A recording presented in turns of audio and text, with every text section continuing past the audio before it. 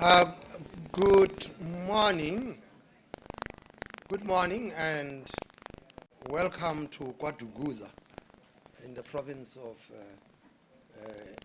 KwaZulu-Natal.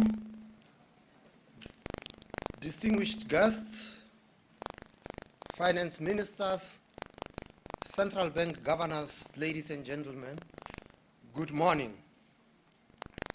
It's a pleasure to open this timely dialogue on artificial intelligence, labor markets, and productivity.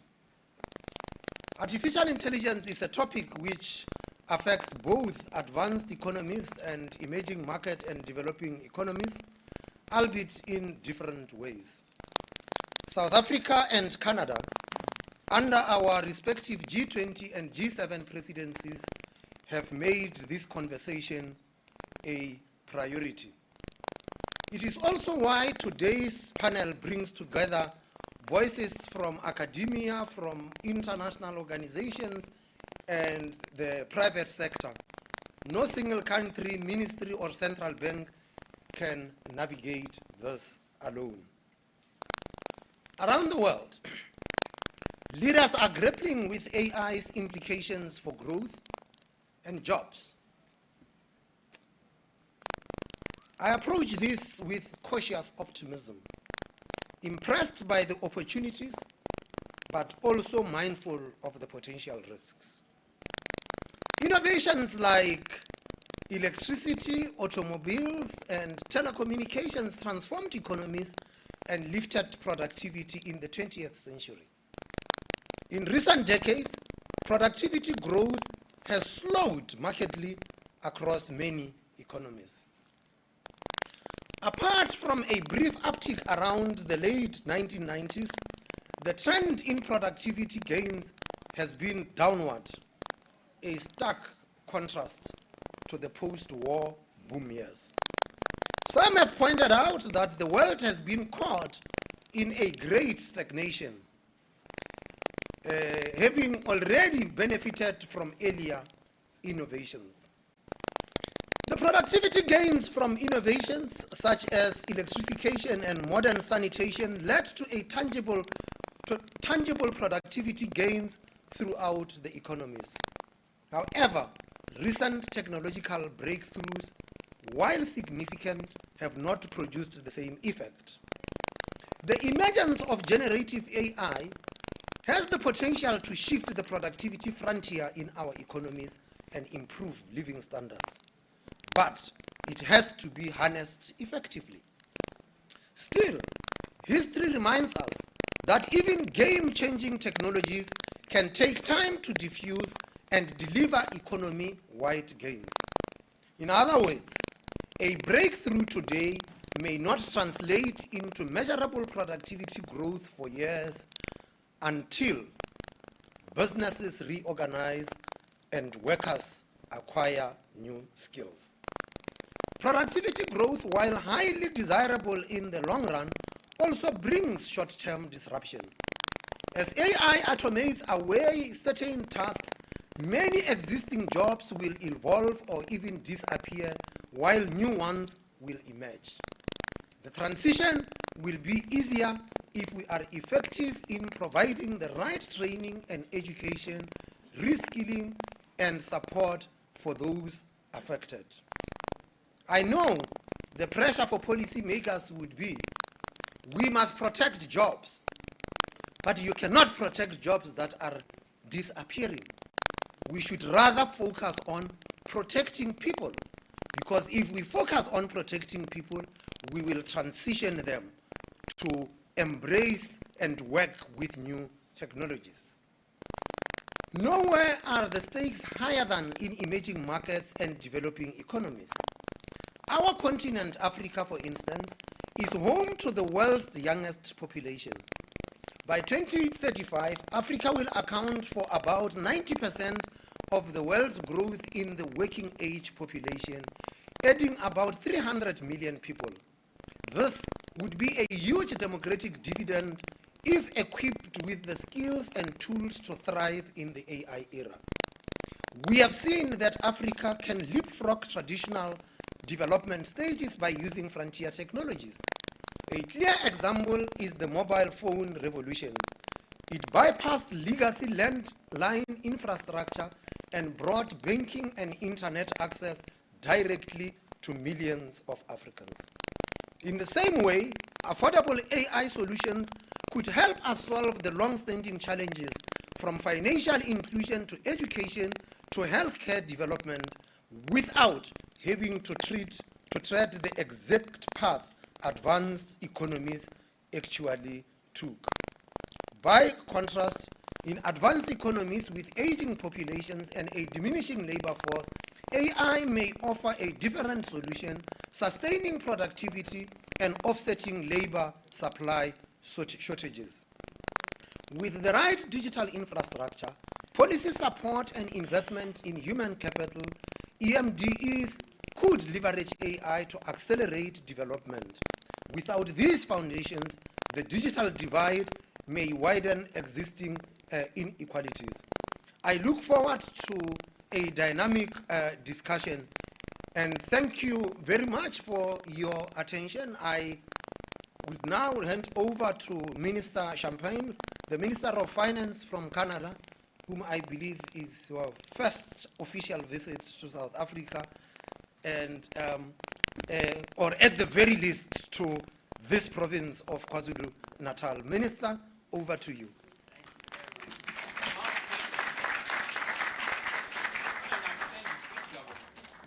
I know, Governor is always amazing. Good morning, everyone. It's a real pleasure to be here in South Africa, and you're right, Governor. First, thank you for an inspiring introduction this morning. It's always inspiring to listen to our South African friends and governors of central bank, I must say. You laid out the land very well, and you're right, it is my first official visit in this part of South Africa. It's my third visit, I think, in South Africa. And bilaterally, we were just in Cape Town before to talk to our South African friends. Let me say, ladies and gentlemen, for those watching at home as well, you have an amazing panel this morning. You have the brain, the people are going to lay out the foundations for the future. And I would just want to commend our South African friends for starting this great G20. And thank you for hosting us in beautiful South Africa. Waking up in Africa, Governor, I can tell you, makes all of us smile this morning. Just watching and being here. There's something special about Africa that I must say is a real pleasure, not only for me as the Finance Minister of Canada, but also as the Chair of the Finance Minister of the G7. And I can tell you colleagues are excited to be here as well and participate in the discussion. Governor, you have a lot of foresight to start this session talking about artificial intelligence, because this is about our future.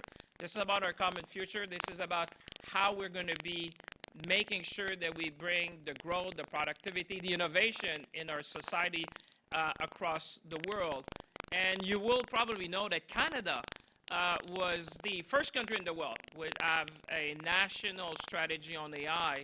And we also have some of the brain trusts with Geoff Hinton, who won a Nobel Peace Prize, a Nobel Prize, not a Peace Prize yet, but a Nobel Prize for sure, and also Yoshua Bengio, which have been at the center. In Canada, following your thought, has always been about responsible AI and making sure that, you build the trust. And I would always say to my colleagues when we talk about AI that you need to build trust, because with trust, you will allow adoption and innovation.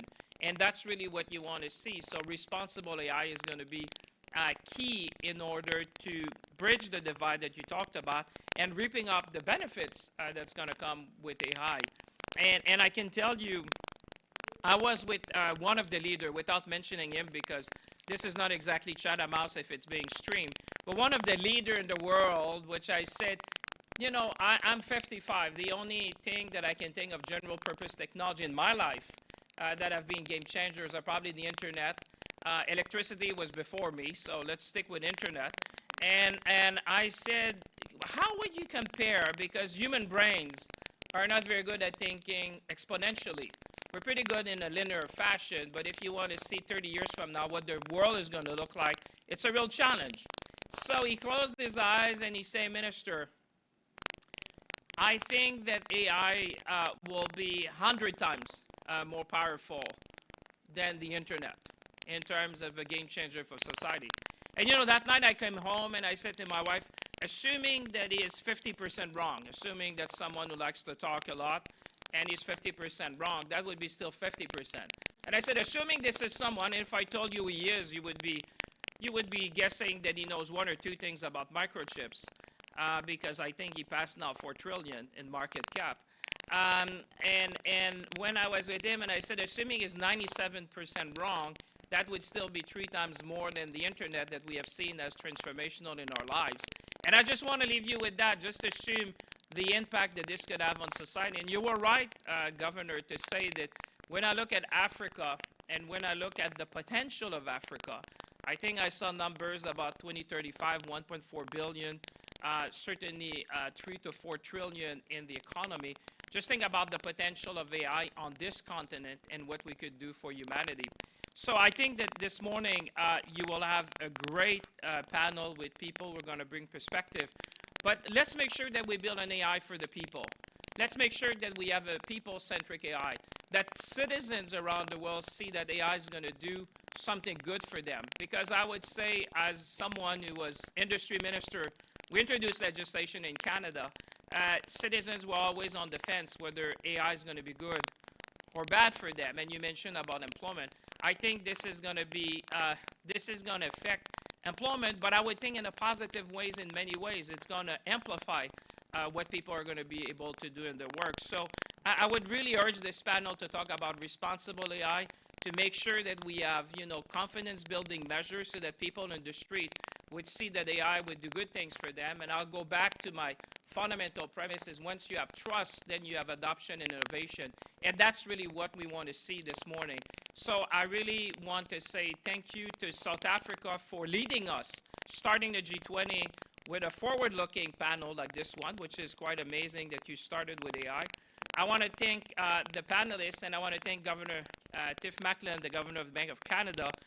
He has been among the G7 colleagues and G7 governors at the forefront of that and looking also what AI can do in the financial sector and how we can help people. So in conclusion, because I see I have 30 seconds left and they told me, Minister, you have to stick with the time, I would say let's seize the moment. Let's inspire the world. People are going to be watching the discussion this morning. Let's be ambitious because I think AI has this great potential to change and to improve the lives of millions of people around the world. Let's make sure that we have responsible AI for all. So with that, ladies and gentlemen, to our host here in South Africa, thank you for your kindness. Thank you for making us dream big. And thank you for hosting us here in this beautiful city. Merci tout le monde.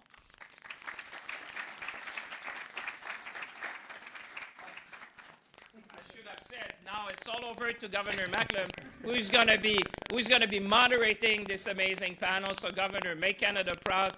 Lead us on AI. Thank you very much. Well, thank you, Minister Champagne.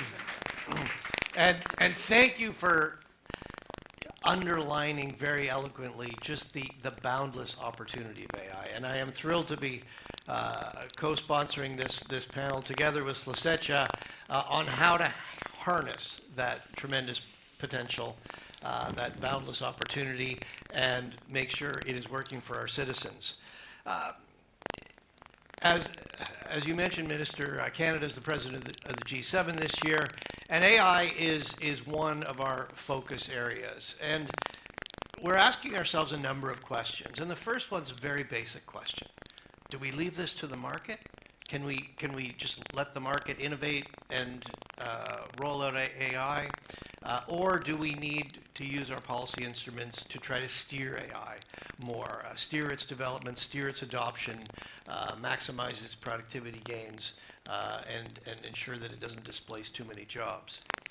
Second, how much can we expect AI to augment productivity, increase productivity growth? As Slusecha underlined, productivity is a huge challenge of our time.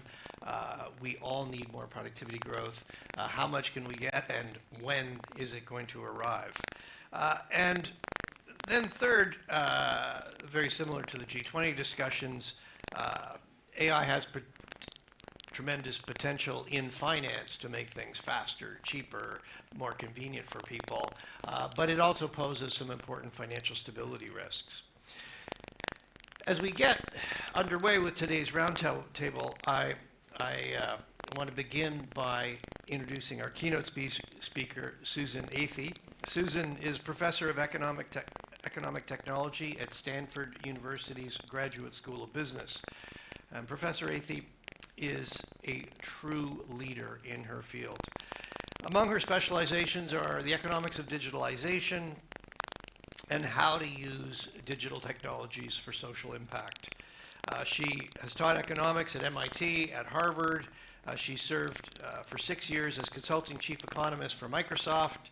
She worked in the previous U.S. administration, as well as multiple private and public sector boards. And I can't think of anyone, Susan, who is better qualified with a well-rounded background to help us think through how to harness AI to benefit society.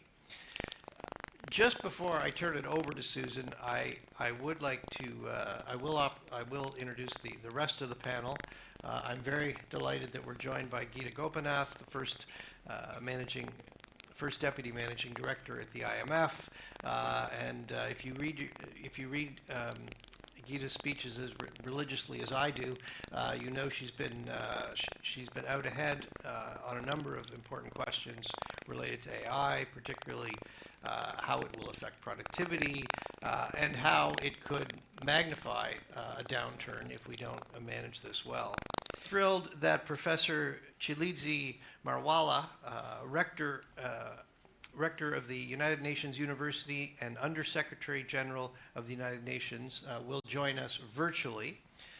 Professor Marwala has had a long career as an AI engineer, a leading researcher in both AI theory and AI adoption, and I'm very much looking forward to his insights in terms of AI adoption, its effective productivity here on the continent of Africa. We're also very fortunate to be joined by the OECD Secretary General Matthias Cormann. The OECD has been actually working with the G7 to help us try to measure and monitor how AI is affecting our economies and how it's impacting productivity. I think, Matthias, you'll also have some good advice to all of us on how we can maximize the benefits. And finally, I'm delighted to welcome Mark Nasila. Mark is the Chief Data and Analytics Officer at First National Bank Risk, which is a division of First Rand, a leading financial services group here in South Africa. And he's going to talk about how AI is reshaping the work in financial services industry and the opportunities and the risks going forward. I want to thank all of you for joining us, and I know you're going to help us all. We're all going to come out of this thanks to you with a better understanding of AI. So with that, Professor Athey, I will give you the floor. Don't fall off. Thank you so much for having me here today, and this is really an amazing panel to be a part of. As someone who's been working on the impact of AI for the last 15 or 20 years, it's a little tricky to try to boil down many conferences and panels to 10 minutes, but I'll do my best. One point that I wanted to begin with is that I think is especially important for policymakers is just that the technology adoption can go both fast and slow. And one of the risks is that sometimes the scary things and the dangerous things come fast, while the policy response, the measured, careful policy response that weighs all the costs and benefits can come slow. And it's, I think, incumbent on all of us to figure out how we can find policies and interventions to help deliver to our people the benefits as quickly as possible. Some of the places where it goes fast and we see things going very quickly are just any kind of cool new tool you can get through your browser or an app comes very fast. The search engine was adopted very, very quickly. I still remember the moment when a colleague showed me, how great this new cool thing was. But inside of businesses, you didn't need IT to let you in. You just went to your browser and it helped you with your work. And we're seeing that also very rapid adoption with this chat-based AI, and it is incredibly powerful. And if you look at FAST, if you look at our students in the universities, I mean, and even through lower parts of the educational system, the adoption is instantaneous. And at places like Stanford, basically, no one is coding, even the computer science majors, without the AI tools. We've had to completely change the way we evaluate students, and they're all writing and using these tools immediately. And also, the labor market has also very quickly adjusted in terms of hiring entry-level workers and what the big companies in Silicon Valley are looking for. So some of these changes are very fast, and coding tools are also something, you can install these AI coding tools in 5 minutes and get started. And anyone who writes anything technical, you can just beautifully produce equations and algebra and simulations just by speaking words into this machine. So that's very fast adoption, partly because it doesn't have a lot of dependencies on larger systems. Another place we see very fast adoption is things like spammers and scammers and misinformation campaigns and fraudsters and those that attack our financial systems and our beliefs.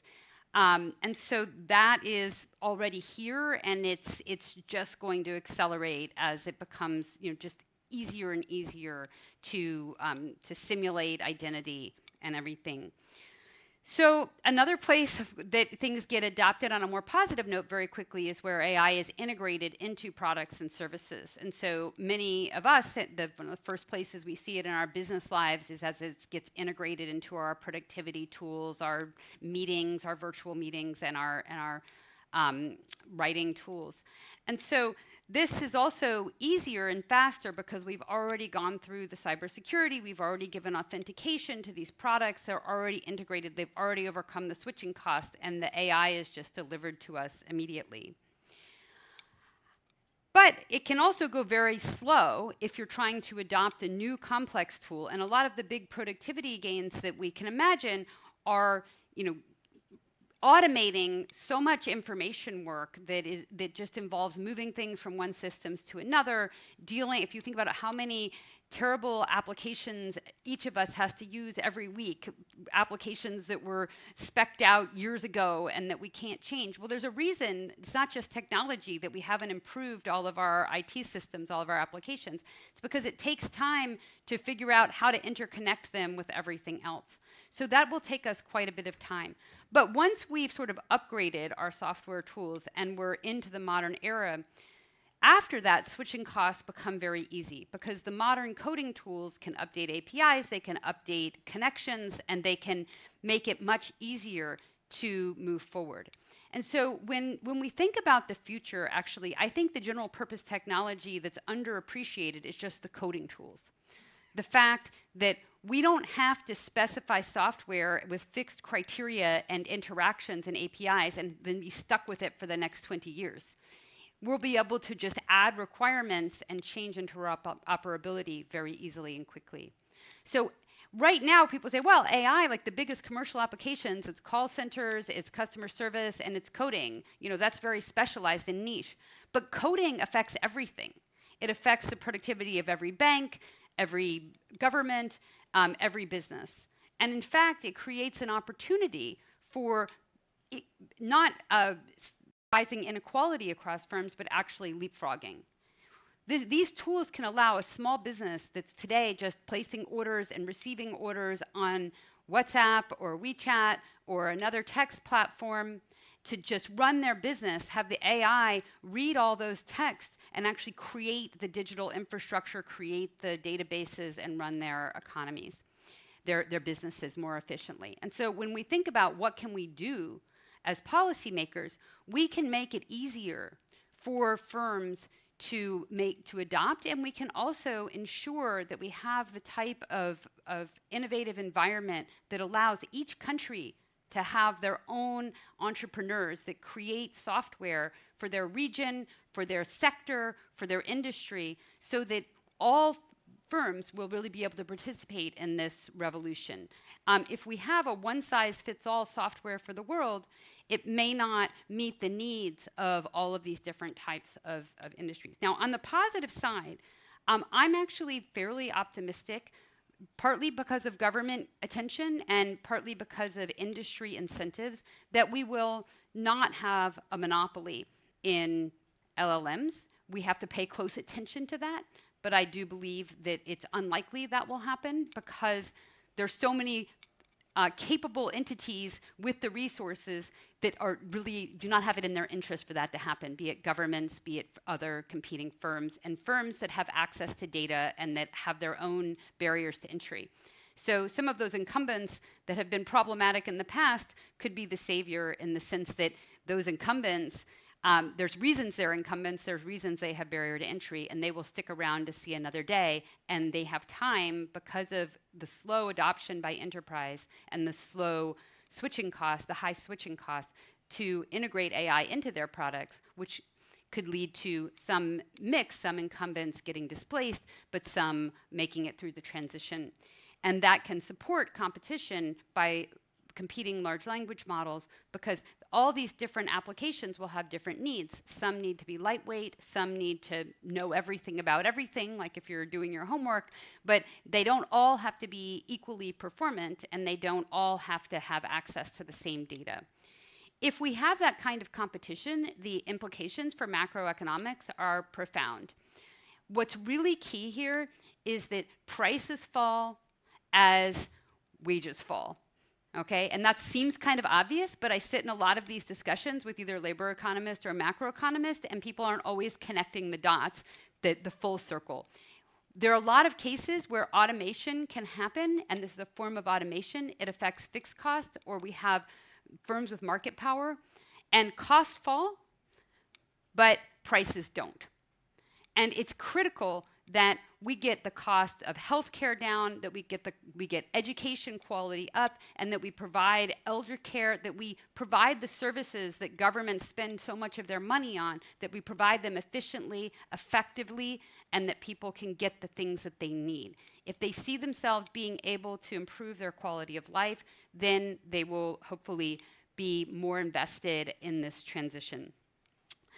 Operational efficiency by government is another huge opportunity, and it's too big a topic to go through, but I hope that leaders like yourselves will actually put together multi-country efforts to figure out how to become more efficient, share best practices, and also to rethink all of procurement.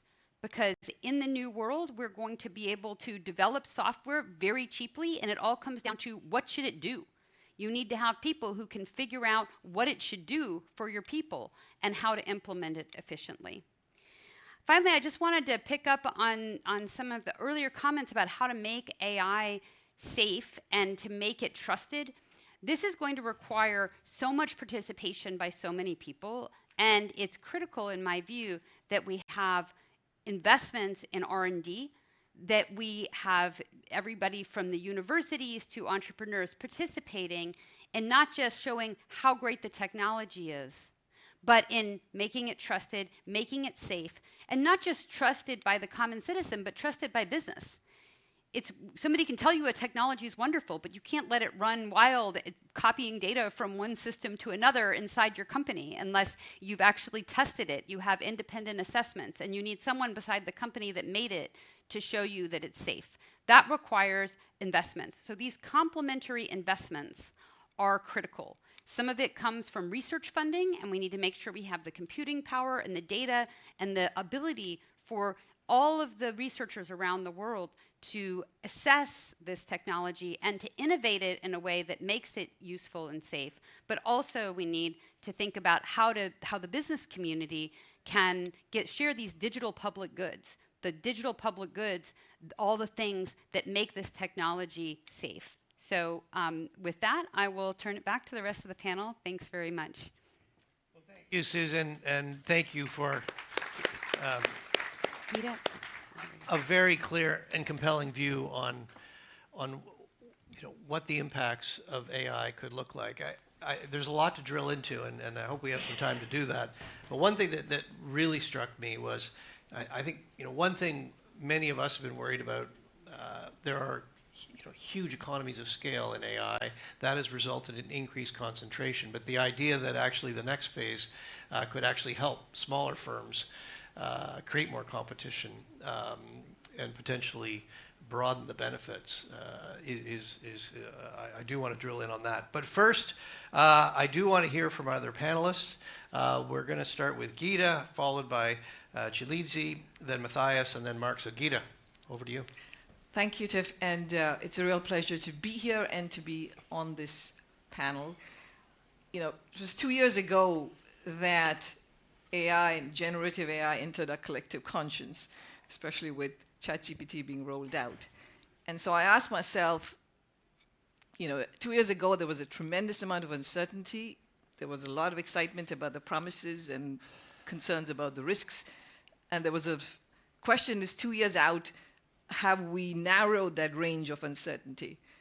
And what I at least learned from my colleagues in the research that we've done at the IMF is that that level of uncertainty still remains very high. I think we should firstly recognize that we still are a ways from narrowing exactly and figuring out where this technology is going to take us. It's certainly, there's a lot of enthusiasm around it.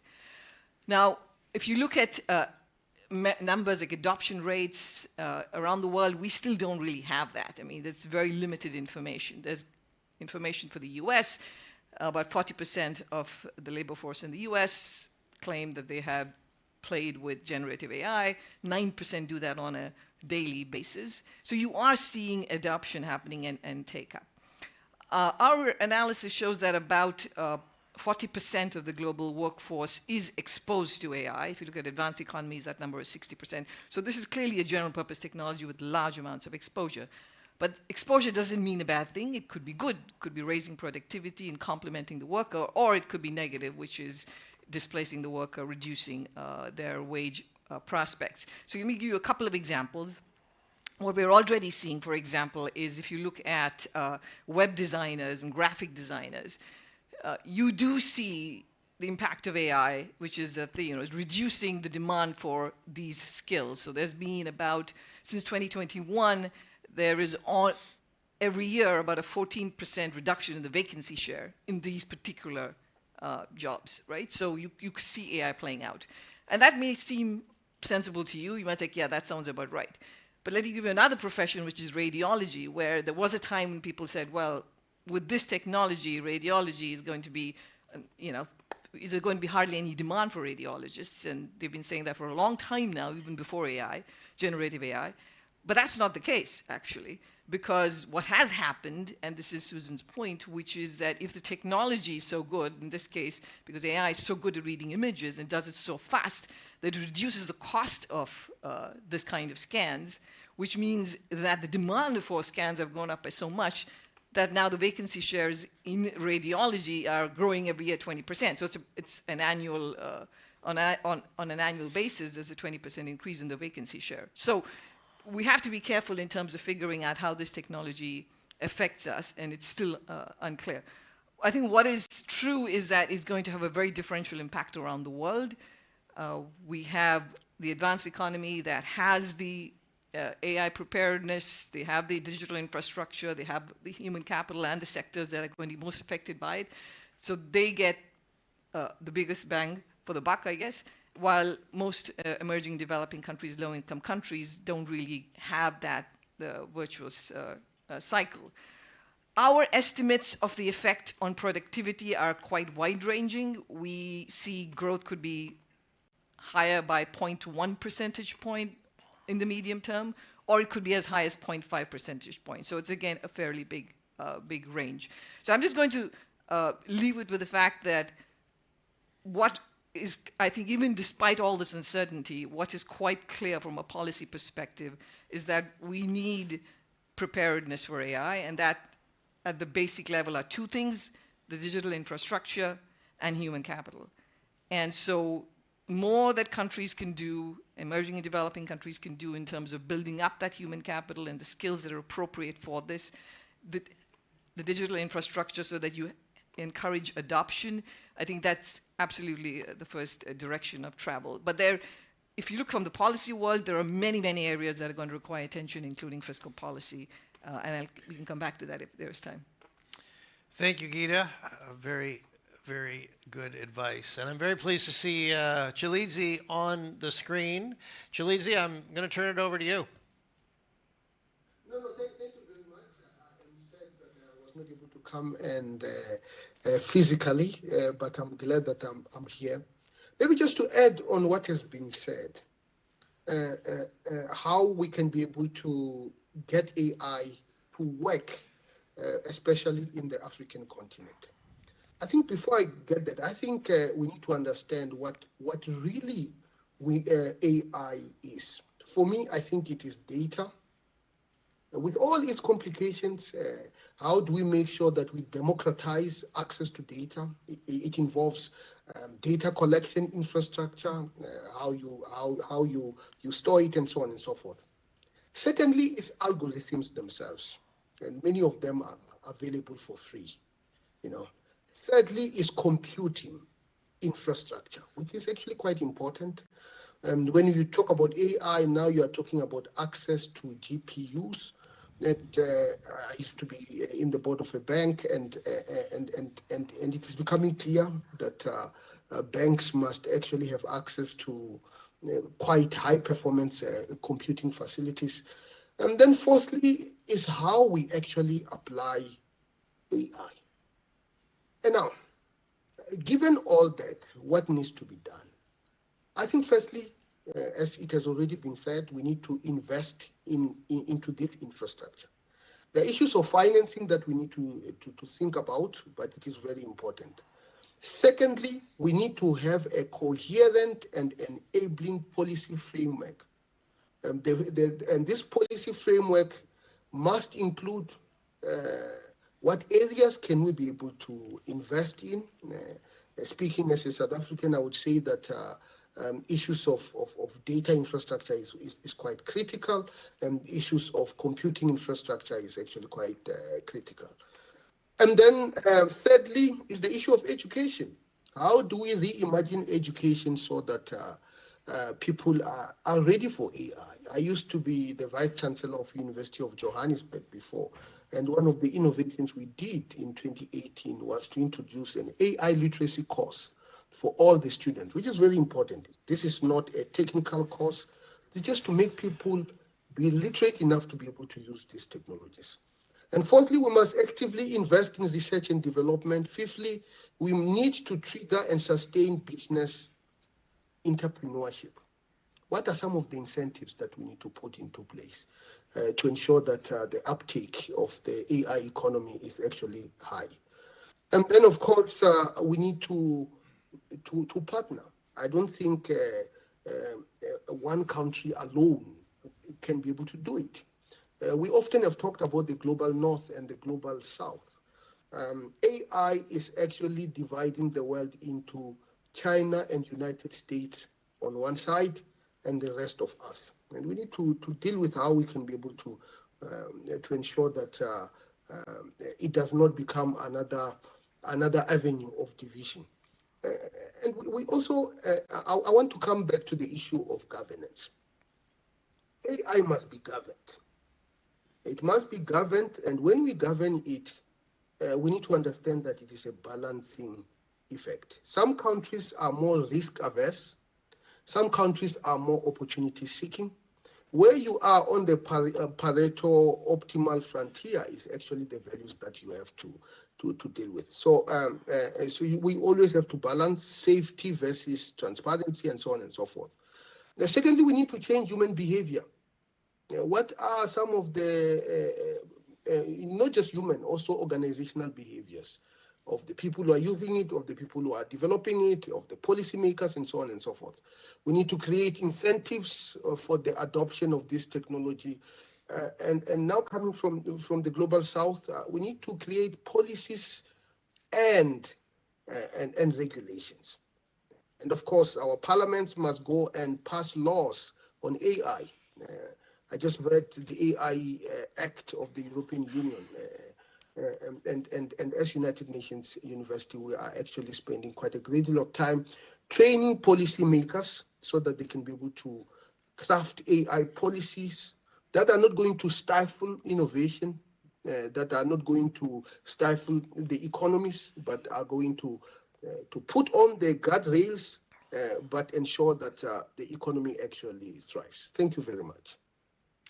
Thank you, Chijizi, and thank you in particular for underlining some of the areas where we as the G20 need to work together, and I want to come back to that.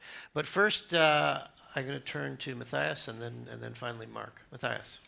Well, thank you very much. Well, I mean, I guess the first point is, and we all know productivity growth has been very slow over the last decade and a half and been slowing even further, even just over the last few years. And with population aging in large parts of the world, that drag on productivity growth will only become more significant. And AI, there's no question, provides a very powerful opportunity to boost productivity growth, and hence also a very powerful opportunity to not just protect incomes and living standards, but drive increases in incomes and living standards. And I mean, it's been touched on by some of the previous speakers, but the productivity gains will of course vary across sectors and levels of adoption. However, the three key areas that we see is improving efficiency and the quality of business decision making, automating a wide range of tasks, and supporting skills development through personalized learning. I mean, in terms of efficiency and quality of business decision making, we already see a reduction in costs from generative AI in relation to marketing, certain customer service functions, supply chain management, and sales functions. And of course, AI can also help improve forecasting and provide real-time analysis to support decision making in response to changing markets and business conditions. Now, what we see in terms of data across OECD countries, it also shows that the share of firms using AI is nearly double across the 10% of most productive firms compared to the 10% least productive firms. Now, in terms of automation of information work, or by taking on repetitive or routine tasks, AI enables workers to focus on more complex and creative activities. And in fact, 80% of workers that responded to a recent OECD survey in the manufacturing and finance sectors reported that AI had enhanced their performance at work. And we also conducted a survey of 6,000 mid-level managers across 6 OECD countries, which showed that nearly all of them across Europe and the United States were using algorithmic tools to manage workers and their tasks, with some room to increase adoption in Japan. A large majority of these managers say that algorithmic management improves the quality of their own decision making. Now, in terms of supporting skills development through personalized learning experiences, it's clear that, of course, the generative AI can provide a tailored, dynamic learning experience for workers, making it easier to acquire new and necessary skills, which of course will be essential as AI adoption grows. Now, as you know, Tiff, we prepared a working paper for Canada's G7 presidency, which we released last month, and which shows that AI adoption by G7 countries could increase aggregate labor productivity growth by between 0.4 and 1.3 percentage points annually in countries with particularly favorable conditions for adoptions, and that includes the United States and the UK, and by 0.2 to 0.8 percentage points in other G7 jurisdictions. And we're now working with the South African presidency to expand these estimates to a broader set of countries, and we will present those findings in September. Now, productivity gains in emerging and developing economies are currently expected to be more modest than in advanced economies, as knowledge-intensive services represent a smaller share of the economic activity. However, there are several key emerging economies, China and India, for example, which have developed very significant AI capabilities that may support broader adoption. And in low and middle income countries, smartphone and cloud-based access to AI may help leapfrog traditional infrastructure constraints. And I mean, as has been said by others, a sound policy framework that facilitates the safe and responsible use of AI and the people-centric development of AI will be key to fully realizing the significant upside benefits and opportunities of AI for humanity, but I'm happy to go through some of that, perhaps if there is time in the next segment. Well, thank you, Matthias, and I am very grateful to the work you and your team have been doing on the measurement. Good policy starts with good measurement, but measuring the digital economy is harder than we think. Finally, Mark, I'm looking forward to your insights on the ground here in Africa. Thank you so much. But firstly, I think it's important that we appreciate what this technology is doing. For the first time, we have a technology that is taking away tasks. In other words, it automates tasks, or it actually complements what people are doing, as opposed to when you reflect on the previous revolutions where technology has actually provided multiple opportunities. What this means, it's important that we maybe make this conversation a value one. And by this, I mean that as policymakers, we need to articulate coming up with strategies on where this technology will help organizations. I think one of the biggest mistakes we've seen in the market is if you lead it as a technology perspective, then we impress the technology more than how the technology can work for organizations. But this also means spending time understanding where AI will play a role within the organizations, keeping in mind countries are very different from a socioeconomic perspective, and the role of AI will actually be very unique. Some organizations will strive for efficiency. Some organizations will strive for empowering people so that they can be more effective. And I've seen firsthand that if you get this part of the adoption wrong at the onset, you're likely to end up not integrating AI within organizations successfully. But the second part is also humanizing its adoption. And I know we talk about upskilling. There is no doubt that this technology today is affecting blue-collar jobs. The advent of generative AI, like the governor mentioned, is actually also affecting white-collar jobs. And it's important we understand its limitations as well. And this means that workforce planning becomes very, very critical. And this obviously is supported by strategic training, understanding that it's not just about acquiring knowledge about AI, but also being able to apply AI in the construct of what people do in their specific jobs or specific functions, and that planning becomes important. But that planning is also practical if we understand which industries or which sections will be impacted by AI. There is no one size fits all or a blanket approach of saying, okay, we're all going to apply, we use AI in the same way. For example, there's areas in the bank where people are basically just using AI to reference it for driving better decisions. Then we have areas, for example, in our due diligence processes where AI is helping identify risks, provide insights and assessments, and therefore people are just focused on decision making. Then we have areas where AI is helping drive digital engagement, while other areas we're now using it to make sure that we're driving new ideas, new opportunities, and therefore we need to rethink and think of policies that understand AI's impact in the construct of opportunities that are available within organizations. And then the third point is that when you look at, for example, South Africa and Africa and emerging markets, it's important to prioritize AI that augments how people work other than areas that takes away tasks, because the augmentation of what people are doing could be a transition to creating new opportunities, because by just protecting what is there does not necessarily mean we actually creating new economies. And I'm saying this because sometimes we could easily get in what we call the productivity trap. AI does things faster, but to some extent, it does the same things which people are doing. So to go beyond that means thinking about industrialization of the future, and I'm seeing the emergence of AI factories. I was looking at the statistics. 9 out of the top 10 investors in AI today are the same 9 top manufacturing companies. And the reason for this is that beyond just productivity and efficiencies, we're looking at now AI factories. AI factories presents a whole new range of opportunities. There's lots of jobs and opportunities that come with hosting and localizing AI factories.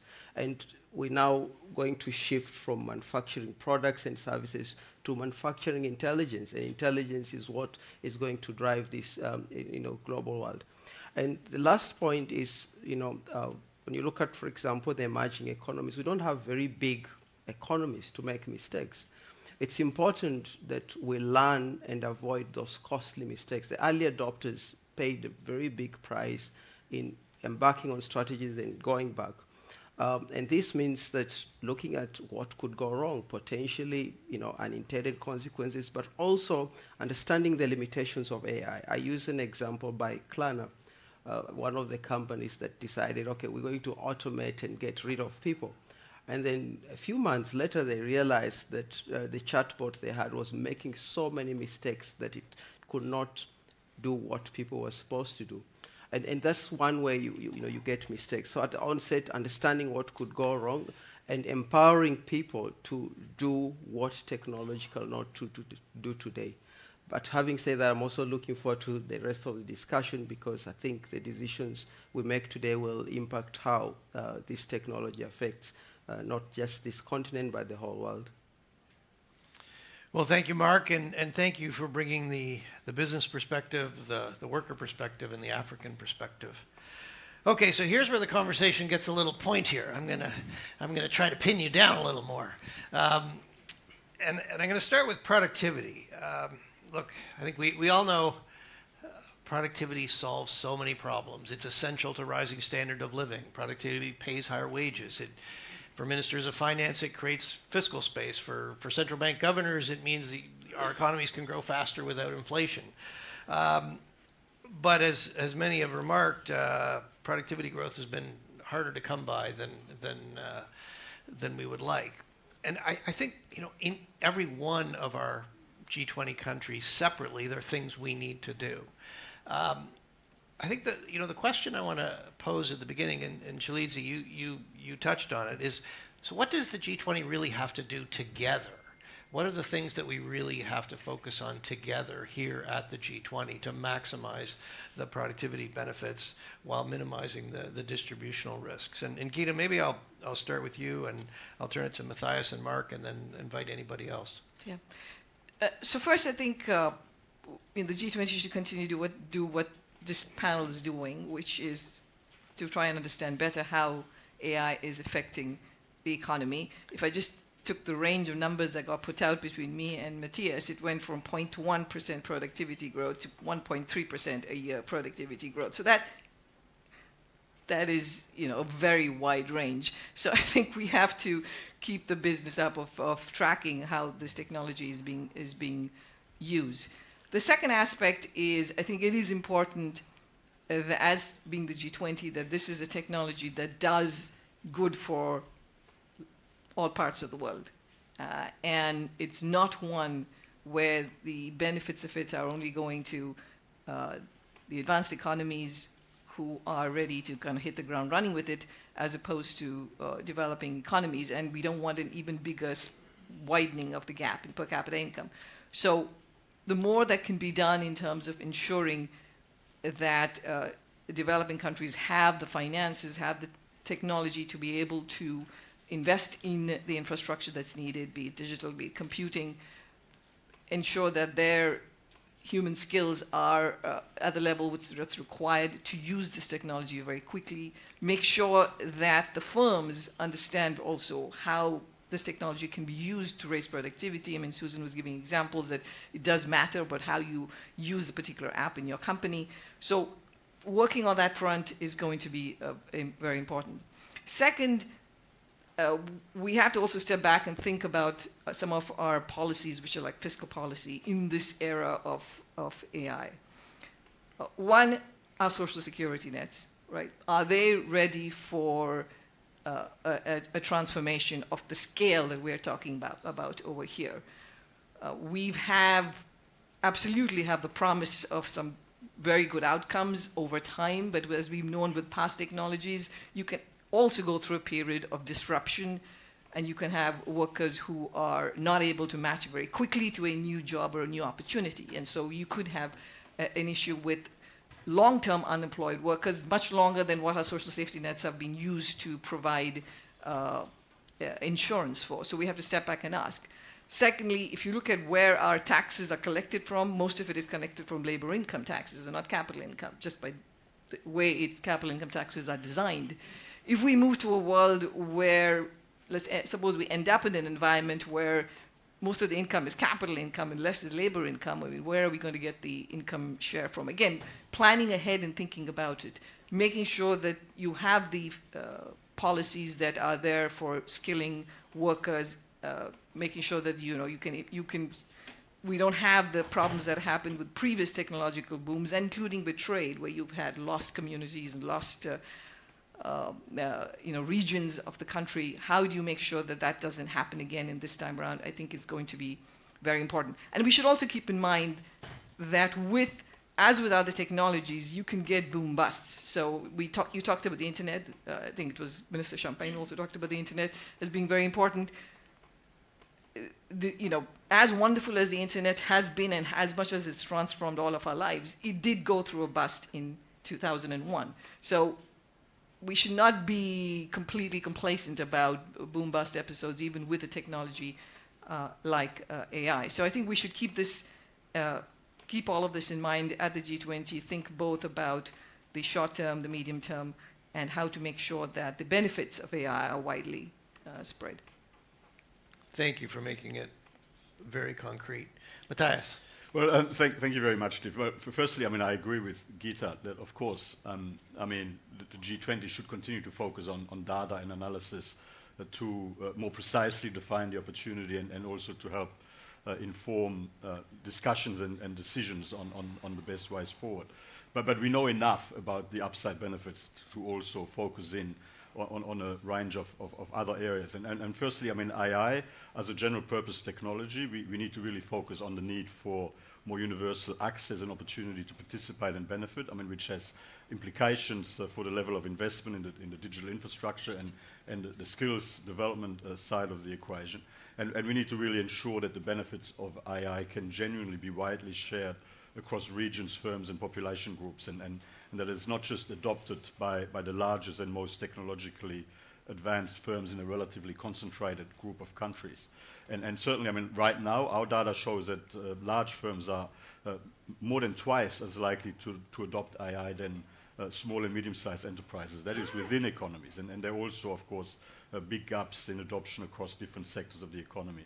So what do we need? We need wider diffusion and availability of AI, ensuring access for smaller firms and underrepresented sectors. We need to encourage competitive AI ecosystems by supporting a diverse range of developers and minimizing market concentration. Now, I heard the remarks of Susan earlier that she's quite optimistic, and perhaps that's right, but I think it's still something that we need to keep an eye on.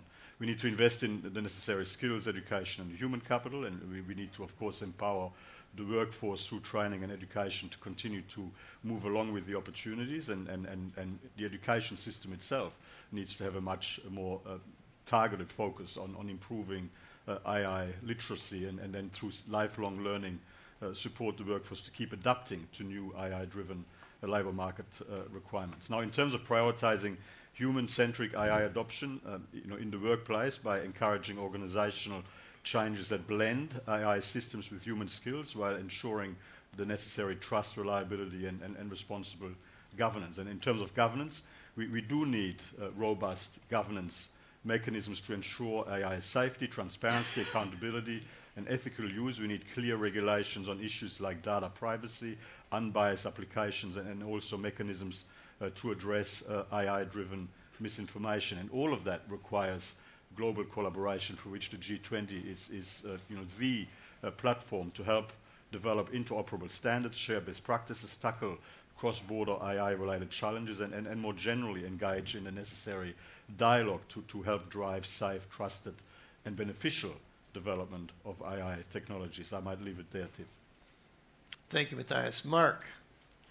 The first foundation of getting it right is making sure that we spend time understanding where AI will play a role. And for South Africa, for example, identifying core sectors. This is keeping in mind of the amount of resources required. There's no country that can just do everything, or there's no organization or industry that can put money and do everything with AI. So identifying those niche areas becomes important.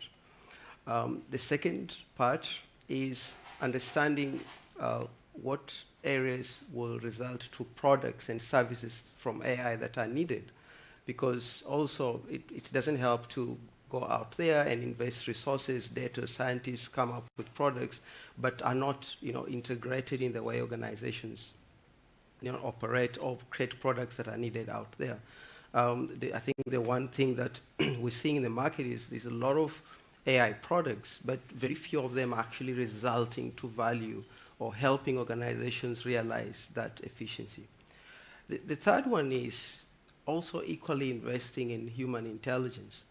I think we've seen so much investment in technology itself, in large language models since the advent of ChatGPT.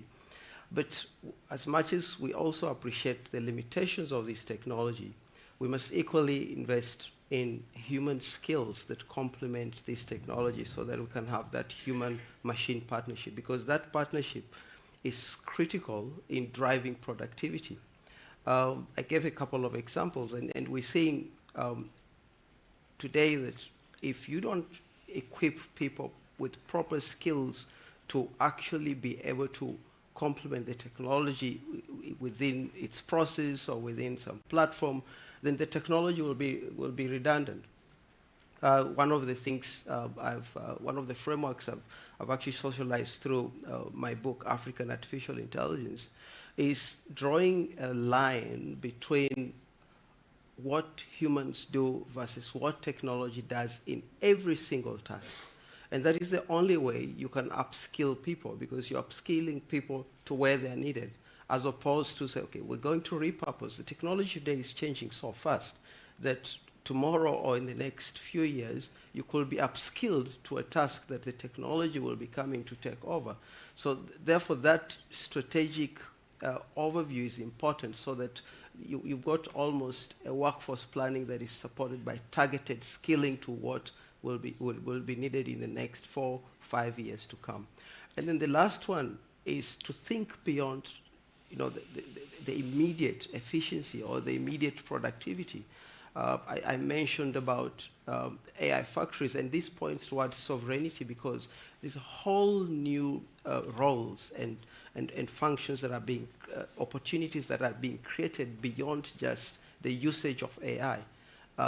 Data engineers, ethical practitioners, legal analysts, engineers in the data value chain, the digital world, all those are new opportunities that can be presented to drive employment and to drive a positive view of the role of AI in the job market. Thank you, Mark. Partnership for productivity, I love it. I want to switch quickly to the labor market, and I'm going to turn first to you, Susan, and then Chidizi. We've all read estimates of how many jobs AI is going to replace. Some of them are pretty scary. But the reality is jobs are collections of tasks, and AI does some tasks better than others. And as Geeta and Susan both underlined, if you drop the price of something a lot, the demand can go up. So really, two questions here. What is the empirical evidence so far? Where could we be going? And then importantly, what's the G20 do to help manage that transition and reduce the inequality and negative distributional effects? I'll start with you, Susan, and then Chidizi. Yeah, so one set of research I'd point people to is recent research by David Otter. It's still looking backwards, but he really articulates very crisply the point that actually, in past innovations, we've seen very mixed effects in labor markets depending on how a technology exactly affects tasks. And if you take a job and the technology actually automates the things that were expensive and difficult to acquire, things that were inelastically supplied, expert types of tasks, then in fact you can remove barriers to entry to a job. It might reduce wages because it makes it easier to enter, but you might also expand employment. So if you take the hard parts of a job and make them easier, then more people can participate. So, of course, the people who had that expert skill are sad, but you have expanded access. And there are many services that we have right now in the economy where there are barriers to entry, at least barriers to entry to doing them well. And I think healthcare, education, services for the elderly are things that are big fiscally and where, in principle, AI can reduce barriers to entry and allow people to shift into those fields where we really could benefit from that expanded output and lower costs, especially because governments pay for them. Of course, in other cases, it can automate the easy stuff, and the people who are left, actually, the job mix is more expert-oriented, and that might raise wages for what's left. And I think we're seeing mixes of that already in the early adoption. And I think coding, which I've emphasized as such an important general purpose technology, you see a bit of a mix of both already, in the sense that the big tech firms who have a lot of experts and were paying a lot even for entry-level workers have basically really cut back very quickly on entry-level coders because they don't need those people. They have the experts together with AI coding can create the same software they were before. But yet the rest of the world has struggled. Even things as big as banks, the biggest bank in a country has struggled to hire software developers. And they have a long list of projects that were too expensive. They would take too long. The ROI was not there. So in this case, all of those developers, instead of all working for 4 big companies who bid up the price, now can diffuse throughout the economy. And I think the demand for software implementation can go up. And in general, the cost, one other feature that I think means we'll have so much more software developed and so many more software products is, again, that one of the costs of developing software is then you have to maintain it forever. There's so many problems you could fix with a summer intern, but then you have to actually take care of that software, update it, make sure the cybersecurity is there. But if updating and maintaining software becomes close to free through AI, then we can do so many more projects. So I think that that's just an example, but it's one where these competing effects are clear, and the role for policy in general can be quite profound, especially if we can remove barriers to entry in services where there's such a great social welfare benefit, and we can make them more accessible to the world. Thank you. Chilidze, you've run a university, you're at the United Nations, and you've thought a lot about Africa. Your perspectives on how to make sure that this works for people? No, thank you very much. I think firstly, before I get into how to ensure that it works for people, just to say that in understanding the dynamics of labor market, I went back to the two-sector economy paper by Arthur Lewis. And he has this concept of a Lewis turning point. And at that point, he was studying the movement of labor from the agriculture to the industrial sector.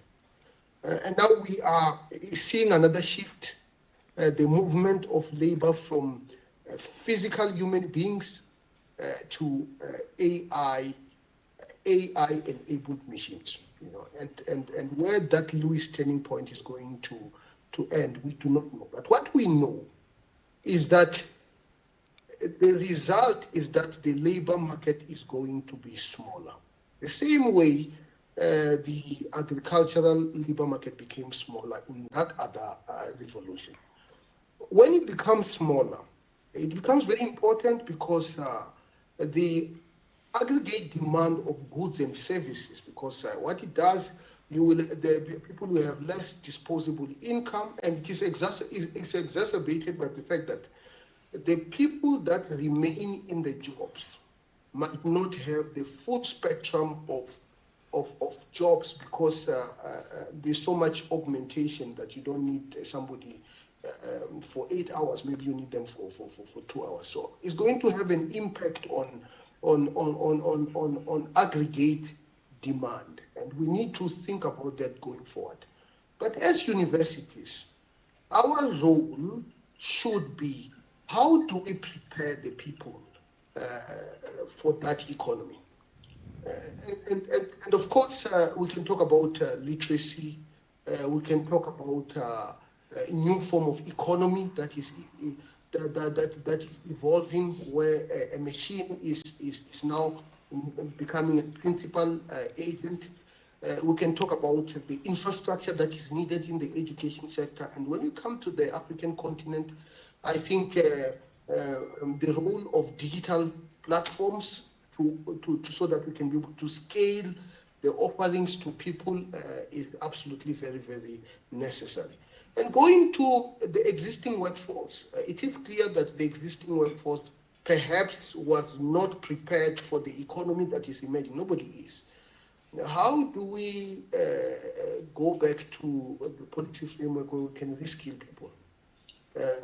What are some of the incentives that they are? Tax incentives, whatever incentives that we can put into place so that people are incentivized to learn so that they can be able to thrive in this economy, so that we can minimize the bad side of this. Of course, the increased productivity might actually contribute towards much more resources for us to be able to deal with other issues. Thank you very much.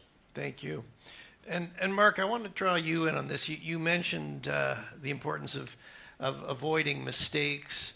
And as you mentioned, there have been some examples of companies like Klarna, like IBM, that have reversed course. They froze hiring. Now they're actually, well, that was a mistake. Actually, we need people. But maybe you could just say a few more, drill down a bit more on that for us. Yeah, thank you. So there's a lot of companies that have overestimated or even over-relying on AI as a technology. Based on what they're offering. And the example is Klarna, which is an online commodity store in Europe that actually decided, okay, we're going to drive engagement with customers fully using chatbots. And they decided to get rid of a certain proportion of their workforce because they felt the technology will do the same.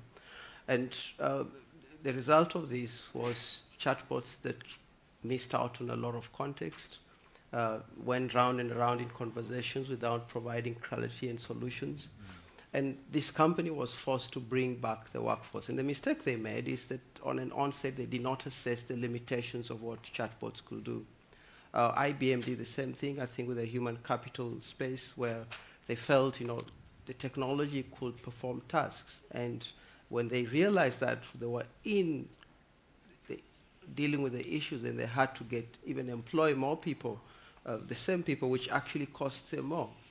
The third example is we're seeing a lot of retrenchments coming from the fact that there've been so much investment in the technology that it's actually not bringing in that expected return on investment, and therefore people have to pay the cost because of cost-cutting mechanisms.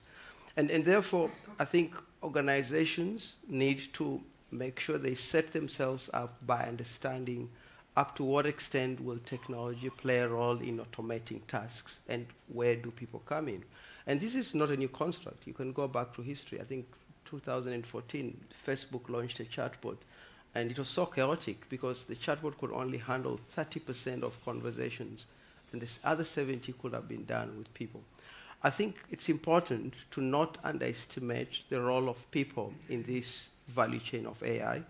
The investments in human intelligence today are very, very low. And when we talk about human intelligence, we're talking about skills that drive things like reasoning, critical thinking, problem solving. being able to identify opportunities. And maybe this goes just beyond work and looking at, some of the curriculum, early childhood learning, some of the being able to logically solve problems. You need to, children need to learn it at the onset of the curricula, so that it can prepare them into the future workforce. Thank you. We do need to learn from these experiences. Okay, I've got one final question. I'm going to go to Susan, and then I'm going to take a few questions from the audience. Susan, you briefly touched on the potential to improve the productivity, the delivery of government services, whether it's healthcare, whether it's education, central banks, ministries of finance. Perhaps you could say a few words on where should we be focusing?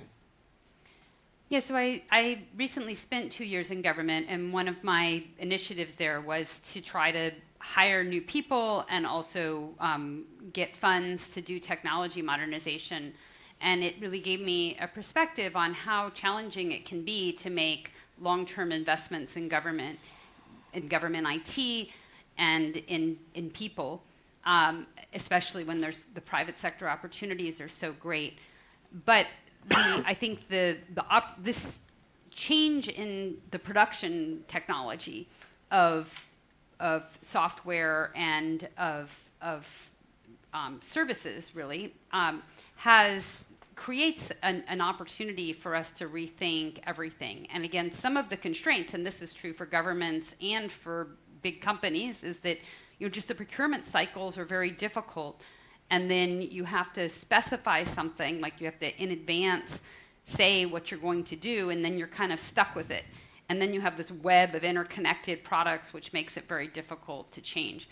So I think as we go forward, we have this opportunity to really take more of a design-based approach to what our citizens want and what they need, and to be able to be much more responsive and much more nimble in providing it and creating it and improving it. And that approach is really kind of antithetical to the way I think a lot of governments and big bureaucratic companies have operated in the past. And also getting back to what are the skills? So if coding, or at least writing a couple of pages of code, has become very easy, it's not that creating a product is completely easy. You still have to decide what needs to be done. And I think that in some sense, getting back to also this leapfrogging or catching up point, it used to be that you needed this very arcane and detailed skills about all the details of a specific programming language to write great production quality code. A lot of that is now automated, but the part about architecting it and deciding is not. So in some sense now, if you're reskilling people, now it's not that they need to spend years learning the details of coding, but they need to learn how to think and need to learn how to solve problems, to identify problems, assess problems, and also manage relatively low-cost vendors who can deliver for you products. But what do you do if it actually all becomes very cheap? We haven't really thought of that, about how to implement that. And I think companies don't know it yet, and neither do governments. That's one reason we're not going to see the immediate productivity numbers pop up, because we don't actually know what to do with this new tool that we have. So that's partly why I think there'll be a lot of benefit to information sharing, collaboration, best practices. One of the things that these software products are also very much public goods, in the sense that if you make something, a teacher assistant work in one country, it can be adapted in another country. So these digital public goods, sort of like a teacher assistant in a box, just like we have chatbots in a box, I think there's a lot of opportunity for public service, digital public goods and service provision, where it used to be so difficult to adapt something, now it will be easy to adapt it to a context. So there are many, many things to be worried about, but those are things I'm excited about, and I think we can get to work building things rather than just fret about it and sort of and only watch the numbers and watch passively what happens. Thank you.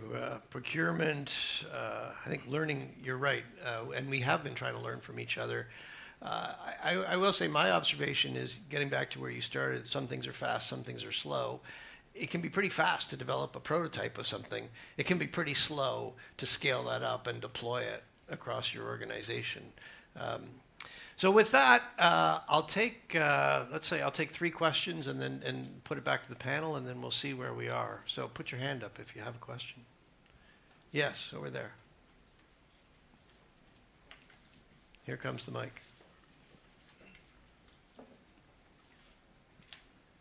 Thank you very much for the presentation so And far. please, I should have said, just identify yourself too. Oh, for my everyone. name is Yabo Masha, and I'm the director of the G24.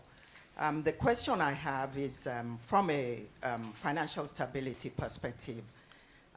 With AI, markets have that ability to react quickly to new information, and I'm curious to know what, from the perspective of a policymaker, a central banker, how should they prepare themselves to manage the reactions and also the potential impact of that on financial stability? Thank you. Thank you. Hold off. Another question?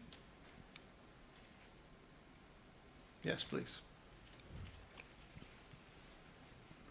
Thank you. Maybe to Shrilitsi, my friend on screen, and to Susan. Shrilitsi, this is Ed Kieswetter. In the case of South African Revenue Service, we've actually been able to accelerate our deployment of AI quite significantly and beneficially for taxpayers because there wasn't a clear policy environment. I think policy would have constrained us. But I am also a believer that you need guardrails, you need policy to guide us. But often, as a practitioner, my sense is that policy doesn't always understand its nexus with practice. So how should we think about closing the policy practice gap so that we reach that Goldilocks point where it neither constrains us to be adventurous and to experiment, but neither allow us to be too adventurous that we cause unintended harm? Yes, Pablo.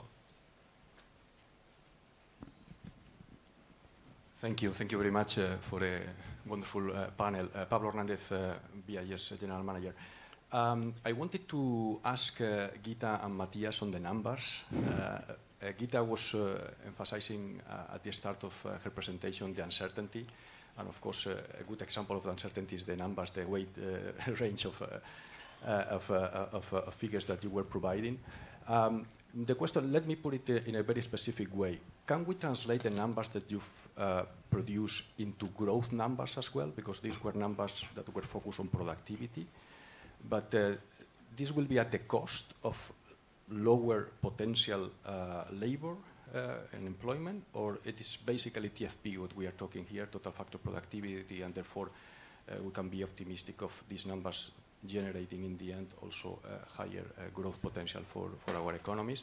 And maybe you can provide also whether you have worked on trying to make compatible the numbers so that we are confident that we can compare them. Thank you. Thank you, Pablo. Okay, we've got growth and productivity, we've got financial stability, we've got deployment and adoption. Perfect. So I'm just going to turn it back to the panel, and I'll start with you, Gita, and then I'll go to Shrilitsi, Susan, Matthias, and Mark. Yeah.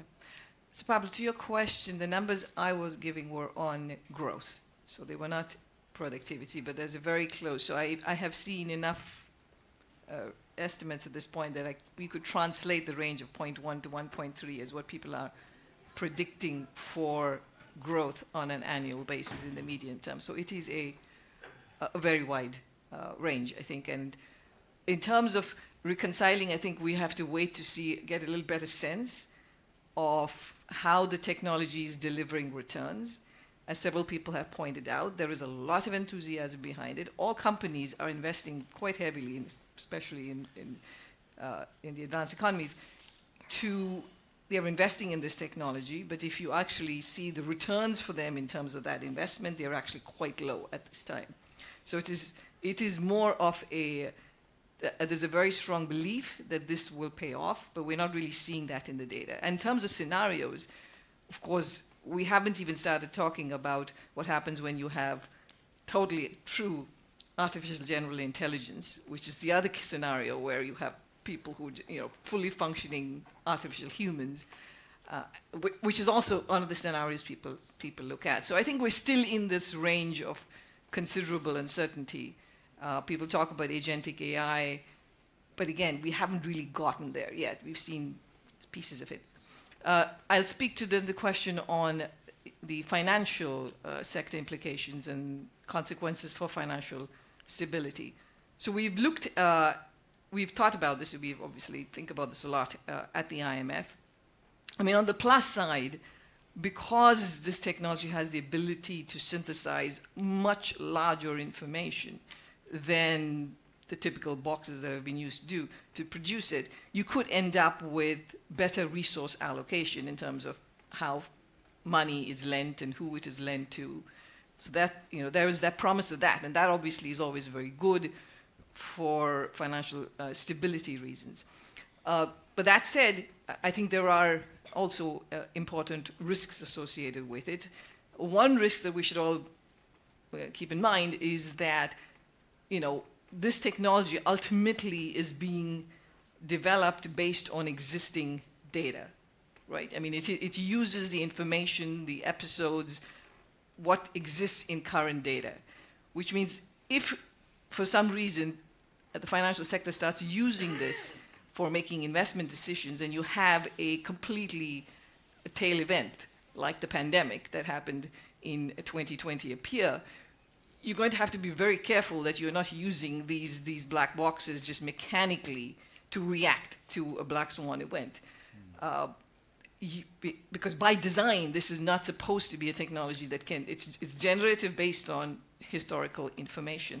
So we have to be careful. There has to be absolutely a human hand on important investment decisions being made. And at least what we see so far in terms of our financial sector surveillance is that there is sufficient caution in the way the technology is being used. And of course, then there is the other side, which comes with cybersecurity risks and so on. But again, AI can actually be very helpful in all of this, which is also in terms of supervision.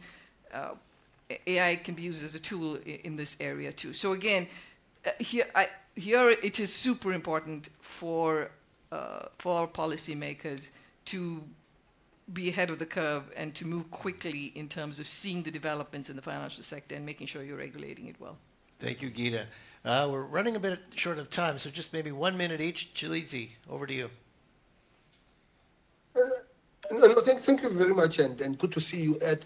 I think governance is obviously quite important. For me, I think whatever governance model we adopt, it must be based on the principle of maximizing the benefits and minimizing the risks. And it's quite important that we are not saying eliminating the risk, because if you eliminate the risk, you do nothing, and as a result, those very important deployment that you have done at our revenue services would not happen. Of course, the other complications is that while we are formulating policies, we should understand that policies actually appear at different places. You have international policies, and in this context, the issue of cross-border data flow, which is severely restricted in certain areas, such as the medical fraternity. You have policies that happen at the national level. And you have even huge amount of policies that actually happen at the private sector level. IEEE has all sorts of governance models on how to do this. And I think being able to balance all these three levels at which policies actually happen to ensure that while you maximize the benefit and minimize the risks becomes quite important. Thank you. Thank you. Susan. Yeah, so maybe one quick comment just on the adoption costs and time. I do think that some of the things that are most powerful for operational efficiency do take longer because they involve existing systems, existing data, inventory management. When I work with firms that are trying to do this adoption, a lot of them, even very big firms, are still not where they need to be in just the basic digitization and they're managing inventory off of Excel spreadsheets, and and humans looking at them, and there's a long way to go between that and sort of a fully optimized system. And actually, you spend the first year just getting ready to get started.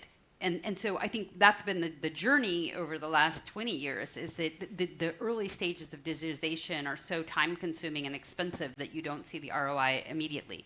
On the other hand, some of these things that are purely text-based and that are like new products are not as interoperable. They're not as maybe as fundamental to profits, but they're very quick to adopt. One other point I wanted to just tie together some of the earlier comments that I made is that we do see a lot of potential for industry restructuring because of the change in scale economies. So software has become a bigger and bigger part of the production function of a firm, both small firms and big firms. And as we've changed those entry barriers and changed how much data you need to be good at something, for certain tasks, now you don't need a lot of data to be good at something. And I've seen that in my research, and I've seen that across many firms. And so I do think we can see changes in scale economies leading to changes in industry structure, changes in where things are produced, changes in which countries are contributing. So that restructuring, I think, is on the horizon. And so that's one of the reasons I keep emphasizing the software development component of it, because in the end, that's a component of productive efficiency that affects both very small firms, but it's also been a huge source of profits for big financial firms and for big tech firms. And digital capability we can see leapfrogging, we can see restructuring. So that's something to really keep an eye on with these big changes in where scale economies lie. Thank you. Matthias and Mark, I'm afraid you're down to 30 seconds each. Well, I'll be very quick on growth. Well, our focus has been both on labor productivity and total factor productivity opportunities from AI. And the reason that why there is a wide range is that, I mean, obviously, as always, it goes to the different assumptions in terms of speed and extent of adoption across different sectors. But overall, I think the direction of traffic is very clear, and we just need to get the policy settings right to optimize the opportunities. In terms of financial stability, as has been mentioned, well, there are also opportunities to improve financial stability. In terms of improved risk management, in terms of improved operational efficiency of central banks, TIF, in terms of enhanced data insights. Yes, there are risks. And they've been well articulated. And I guess what central banks need to do is what businesses and organizations across the economy have to do. And that is to ensure that they invest in the necessary talent and technology to be able to manage some of those risks and to give themselves the data governance frameworks, the model explainability and the various systems and processes to manage this risk in the best possible way. Thank you. Mark. So, firstly, the value of any strategy comes from what you measure. And I think it pays to having frameworks of articulating clearly how you measure value from AI across all use cases or opportunities. While we do have macro estimations, if you don't have a framework for articulating what AI is doing, it becomes very, very difficult to even ascertain whether you're creating any value or not based on the role of AI. And I think at the advent of ChatGPT and the conversation around generative AI obviously was more hyped around the fact that this technology generated human-like text. But I think what we learned over time is that to make this technology work goes beyond just generating text. There are processes we need to think about.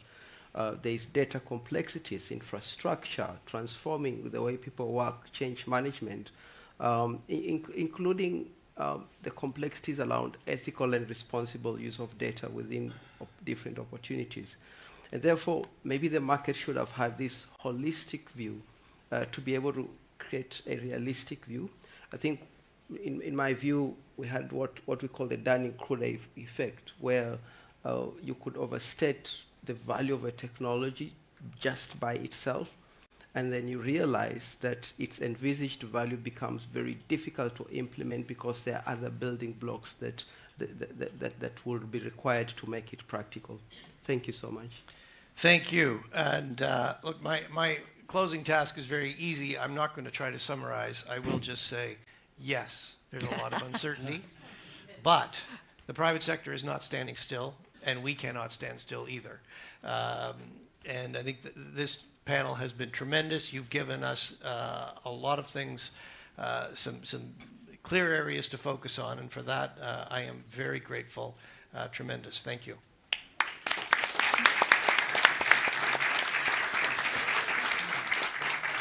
And now I'll turn back to Lucetia to pull this all together and send us on our way. Thank you. What a fantastic panel. 5 takeaways. One is that we need AI literacy. And when we talk about literacy, we tend to talk about the public. But very clearly for me, policymakers need AI literacy. And let us not forget the people who have to pass the laws that they would need literacy in this. 2 is that policy is important. We have got to put policy to guide the development of AI. But in so many instances, policy lags behind. And before we formulate policy, we must understand the area that we are formulating policy about. So if we are not yet literate about it, I do not know how we are going to put the policies in place. So we are going to face a big challenge of policy, and it looks like policy would have to be formulated tantamount to fixing an aircraft that is already in flight. Thirdly, is that there will be big impact on the labor market, but we do not know to what extent. Some of the anecdotes that would come is, so many jobs would disappear. But there are areas where the deployment of AI actually resulted in the demand for people in that area. So it is going to be important. Clearly, benefits for financial stability I had seen, and a lot had been put on the analysis how quickly we can process stuff. But there is another aspect that is being missed. This industry is fast becoming very concentrated, and whether you are talking about algorithms and data and so forth, that is getting concentrated in very few actors, and the sector that we regulate use that limited group of expertise in the AI space, and we might face a concentration risk that we are going to have to deal with. And lastly, Minister Champagne would be very disappointed if I do not say that, of course, we must try to give this a human face and bring a lot of the population with us. With that, thank you very much for your participation. It's AI. There is another AI session. It's about AI and finance. And by the time we leave KwaZulu-Natal, we will be out AI'd.